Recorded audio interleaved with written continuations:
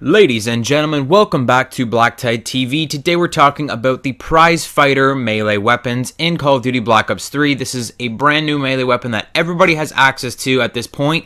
We finally completed that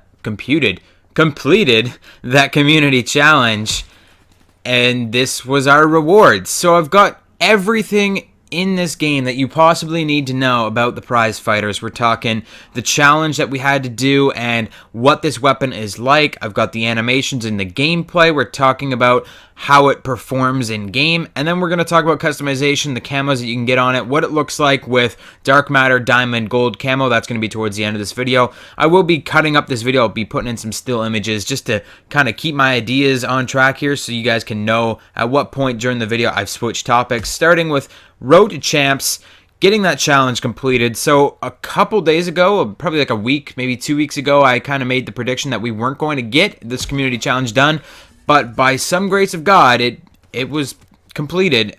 I don't know how, because there's been all this other stuff going on. There's been the Titanfall 2 pre-alpha, the Battlefield beta started just recently.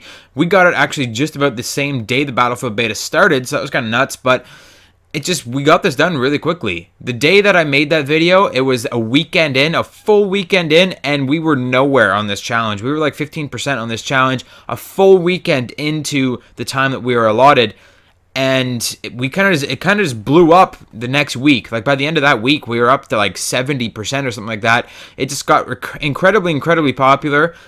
Like again, I'd have no idea how we did this challenge. By the end of the first weekend, really didn't seem like this was going to get done, but I mean, by some grace of God, like I said, it's done.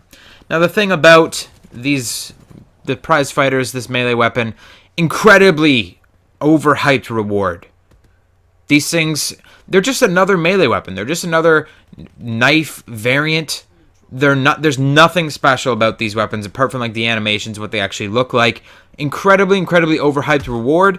I was actually going to make a video the night that these things got unlocked. I was actually playing when these things were unlocked, and I was going to make a video just really quickly, but I could not get gameplay with them, and you'll find out why in a minute. But I was trying to use these weapons to get gameplay so that I could actually get you a video out almost like immediately after these things were unlocked, just to talk about how people were acting with them, because this was ridiculous. First hour when these things were unlocked, about 90% of the people in the game were using the prize fighters, which was good. I was like, all right, yeah, we've got some people using these things. I was expecting full games, every single person using the prize fighters. We were just going to have like a crazy melee match, and it was going to be a lot of fun. We didn't get that.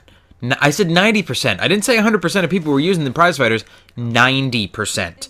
The other 10%, the sweatiest fucking tryhards you've ever seen in your life. Oh my god, VMPs, Peacekeepers, fucking, these guys were just trying their ass off because they're like, fuck yeah, everybody else is using a melee weapon, everybody else is trying to have fun and enjoy their time in this game, I'm gonna ruin everyone's day. So that pissed me off beyond all belief. The worst, during the first hour these weapons were out, people put on the Ripper. Holy shit, I was losing my mind.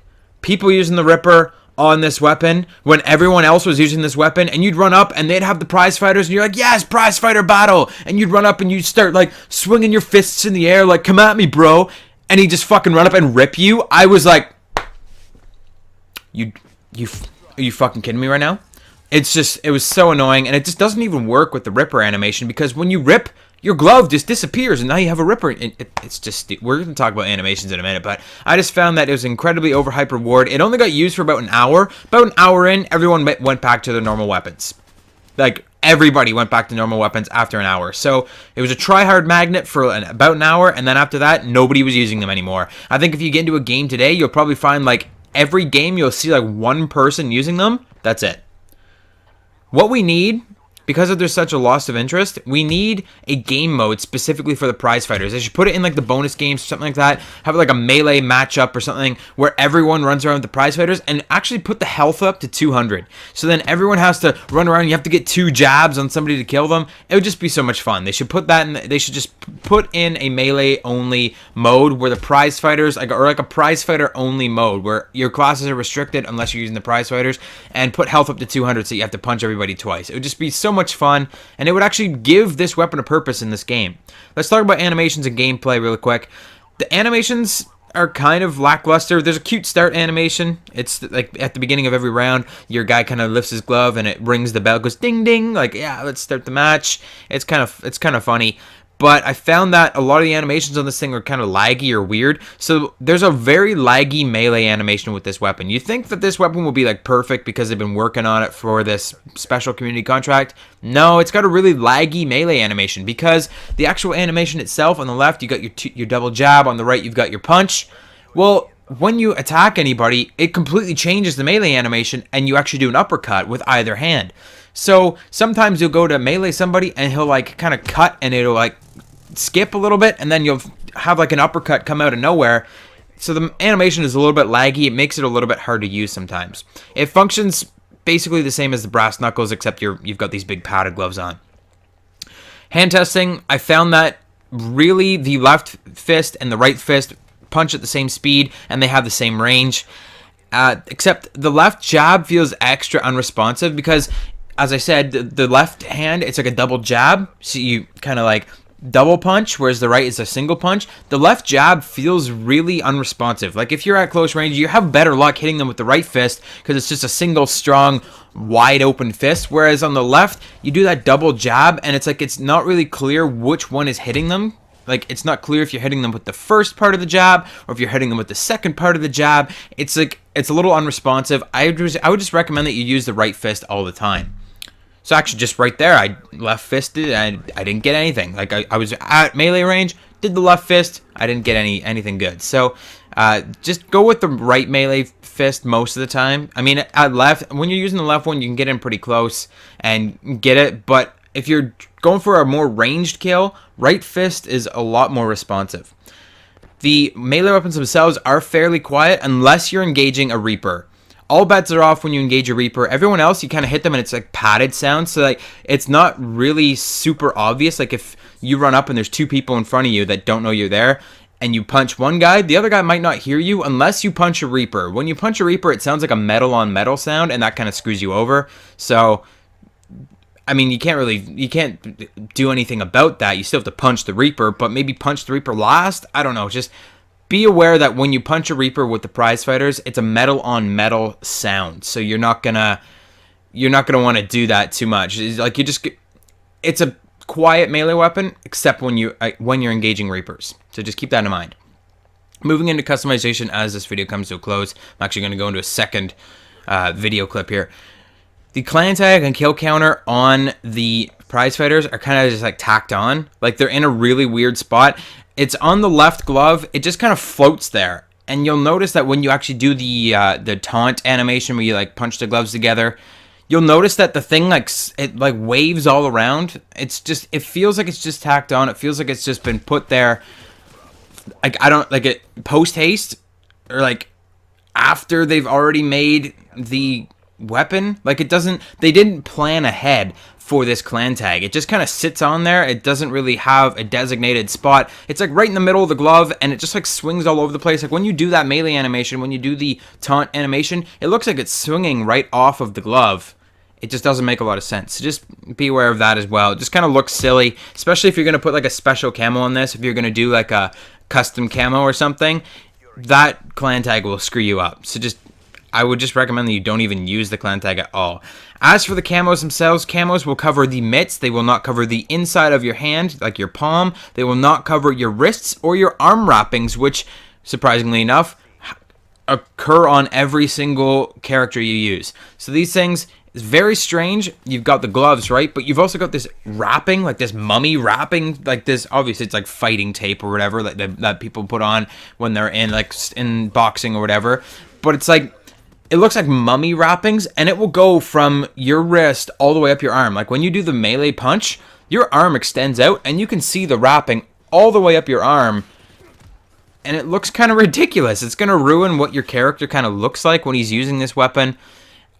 Like if you've, like it's not a big deal, but if you really like to see like what colors or whatever you have on your arm of your character, like some of these costumes are pretty elaborate. You see like a really cool kind of thing on their arm. It's not going to be there anymore because when you put these gloves on, you get this wrapping that goes all the way up your arm, and it looks kind of silly.